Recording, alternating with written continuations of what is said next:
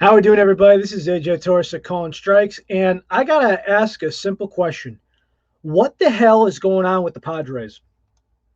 Listen, they've had a lot of injuries. The trade deadline went well, but not as well as many people had thought. For instance, Jorge Mateo, which some people were okay on, he was designated for assignment. Some people liked him, some people hate him. Brian O'Grady, who spent most of the time in the infield, even though he's labeled as a center fielder, he's been going back and forth, jerks and profar. I'm still trying to figure out what he is.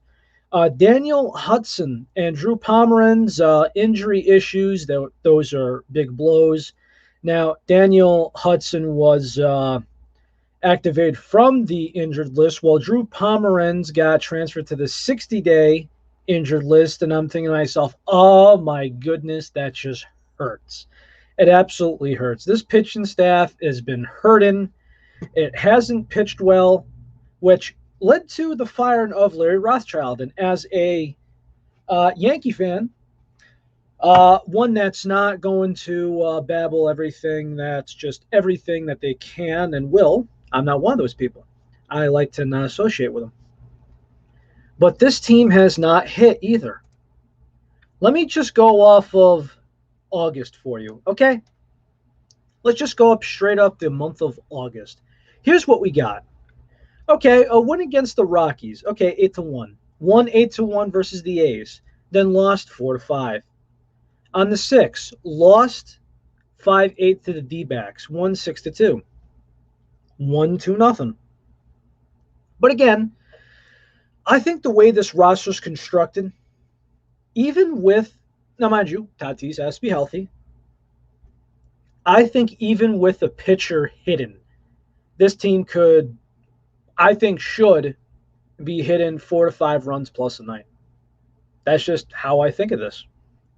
So we go on a little bit of a win streak. Diamondbacks win 2 against the Marlins, lose 0-7. Listen, a couple game win streak and then lose that. That's okay. Then almost getting swept by the D-backs. Are you kidding me? Lost 12-3, lost 3-2, lost 7-0. I'm sorry. You're blaming the pitching coach for this? You guys aren't hitting.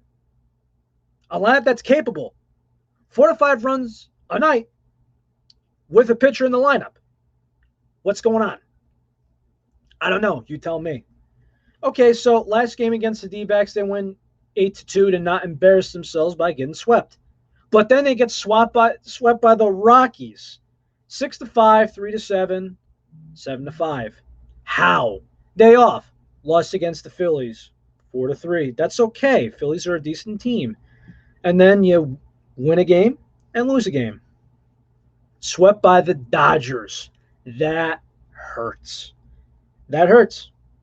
And one of them was in heavy extras. I actually woke up at 3 o'clock in the morning, Eastern Standard Time, watched the 16th inning. I saw the replay of the Tatis home run and then saw the game fall apart.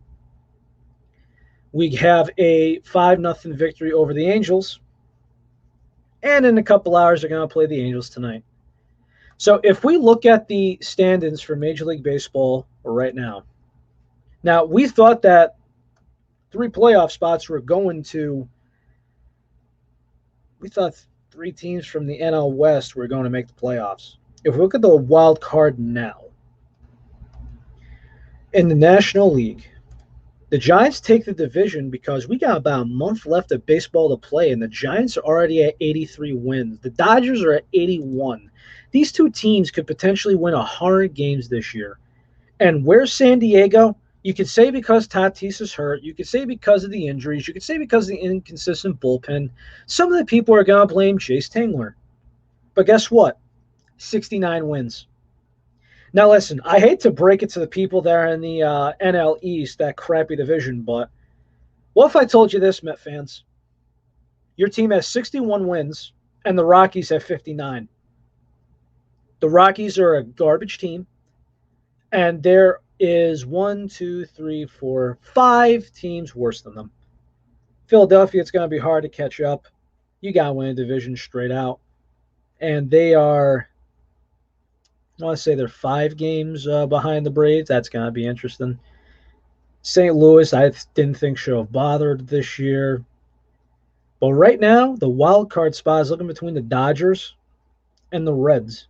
Padres could possibly get it, but they got to stay healthy and they gotta hit. We know that the pitching can be inconsistent once in a while. It happens. This stuff just happens. But you gotta hit. If I go by the lineup for tonight's game, let's see. Should be able to pull up right now. Weathers is on the hill, which is good. We got Tatis playing center field, leading off. Cronenworth at shortstop. Manny at third. Pham DHing. Haas at first, batting fifth. Myers in right. Nolan behind the dish. Profar at second. And Marisnik in left. Against Jose Suarez. And the lineup goes for the Angels. David Fletcher, second base, leading off. Shohei DHing at 2. Goslin at 3 over at the hot corner. Adele in right field, cleaning up. Walsh in the 5th spot. Upton batting 6. Kurt behind the dish, batting 7th. We got Brandon Marsh in center, leading 8th. And to end it all, Jack Mayfield at short. So this is going to be an interesting game. But again, this is going to depend on Weathers. He's got pitch, of course. But come on. Against the Angels pitching, which has been their Achilles heel outside of Ohtani and Iglesias, their closer. You have got to pound the baseball and be smart. Just remember, there's no Mike Trout in this lineup. There's holes in this lineup. Good luck pitching to Shohei, though, because, again, just by his batting numbers, he could go for MVP, let alone him pitching. I mean, I'm seeing it right now. 266 average, 41 home runs, 89 RBIs, 19 stolen bases. This guy can almost walk on water. So the Padres are in trouble a little bit, but I just think it might be a cold month. They got to switch it around if they want to make the second wild card spot, because I think it's the Dodgers. I think they're going to cement it unless they can take over the Giants. They'll fall apart. But either way, it's the Giants and Dodgers for the leader of that division and the NL West. They get the first wild card spot, whoever doesn't win that division. And right now, again, a lot of baseball to go. We got all of September. But if you just look at it, look at the Reds, look at the Padres. They both want to win, and they have to win it now. The Padres are trying to not be the poverty franchise they once were. They were called a poverty franchise. Look at the payroll a decade ago. Look at the payroll now. Look at the superstars they signed. Look at Kim, who they gave a big contract to, who's on the bench. Just look at it all. It's absolutely crazy. Just ludicrous. It is absolutely just crazy. But on a side note, I'm looking at Fernando Tatis Jr.'s numbers. Can he be part of the 30-30 club? All he's got to do is steal 6 more bases. Can he be part of the 40-40 club if he stays healthy, mind you? He's got to hit 5 more home runs and steal 16 more bases. Can he do it? I'm on watch for it. And that's all I got. A little bit of pleasure, a little after the pain. I'm concerned. There's trouble. But can they do it? Can they pull it off? I think they can. Let's hope. This is AJ Torres from Calling Strikes, and have a good one.